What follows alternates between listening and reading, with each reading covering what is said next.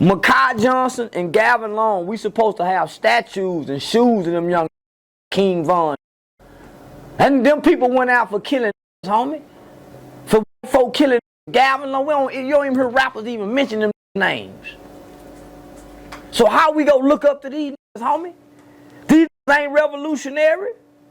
Most of these niggas lay on their bellies, homie, and let somebody put grease on their fingers and fuck them. That's why I talk to these the way I talk to them. You can't make me think they gangster, homie. I grew up with kids who killed somebody. I grew up in a boys' home where children killed their mothers and their fathers. I played with them for 7 years, homie. I know killers. These ain't it. I see you real passionate about it, okay, but when did you realize you could take on the fight? I didn't realize it, homie. It was my convictions. A real man operates out of convictions. Meaning, if he sees something wrong, he don't let it go on, because silence is a form of agreement. So here I am working in the community. But at some point, you had to start working in the community. Like when you said enough, man, I'm finna do something about it, and I can do something about it. I had a dream, homie. And in this dream, I was standing on this stage, talking to kids, and I was sharing my life story. And then all of a sudden, all my partners, who I was in the boys' home with, they appeared in this dream, but these were still locked up. And then my brother appeared. My brother was serving a 99-year prison sentence for a murder he committed at 17. And at the end of this, so all of us standing on this stage, homie, we talking to kids, and all of us are talking simultaneously, and we crying, the kids crying. So at the end of this dream, homie, we all enter into these individual doors of blinding bright lights. So I wake up, and it was like 2 weeks before Christmas. And so my mother came in and asked me, she said, son, you want to go to church? I'm thinking, nah, fuck I'm going to go to church for.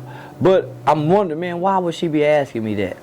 And so I was feeling like, man, you might need to go just for some good luck. Because at the time, nigga was having some bad luck, so I felt like.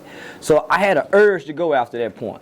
So I sat on the back porch, rolled me up a blunt, fired that motherfucker up, and after I started smoking that blunt, homie, I started having like a fear.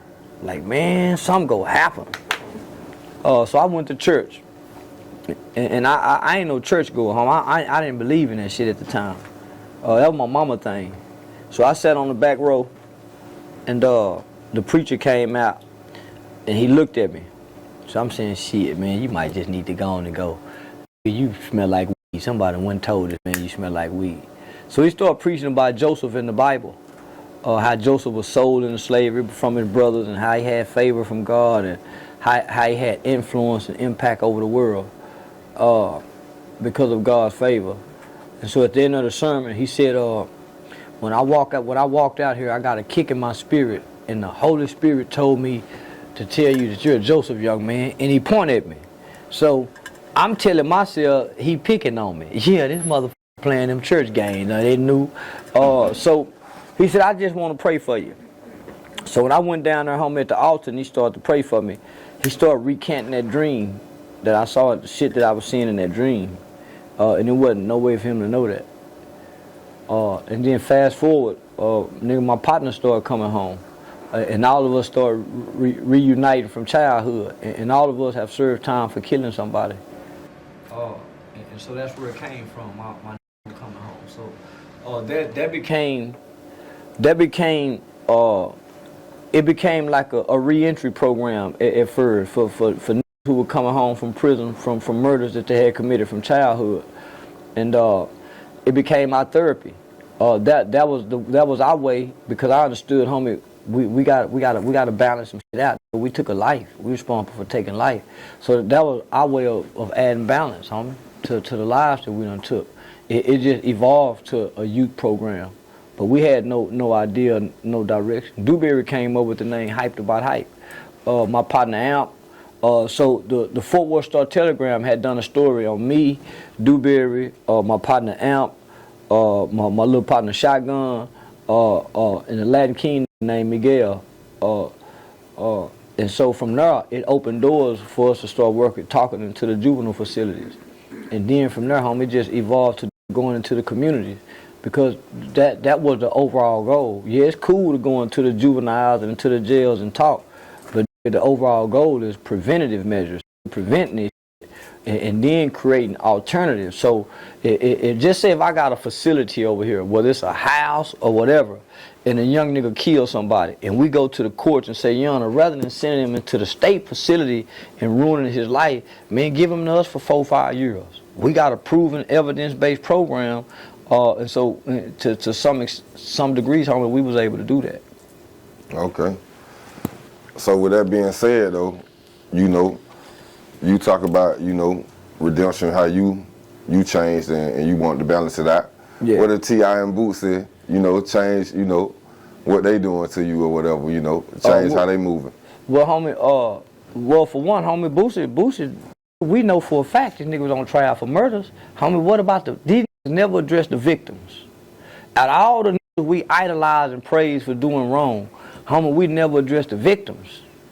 They got mamas and cousins and family members that these King Von them done killed, and this one done something too, and this one been accused, just beat it because they had money.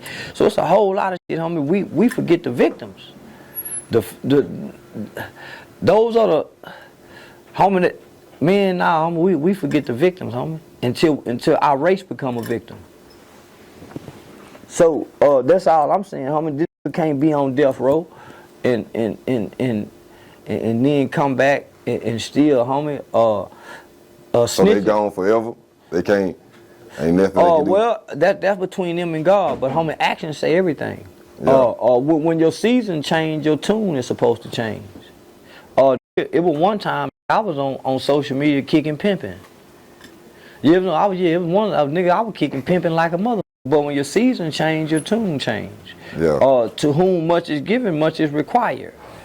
Homie, they can't keep uplifting the gangster image.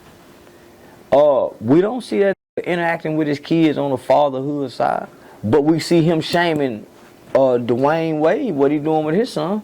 If nothing else, we see Dwayne Wade with his wife and his son doing a family structure. We see Boosie with Boosie Gone Wild, all kind of shit, homie. So I much rather look at Dwayne Wade and Gabrielle Union with the family structure.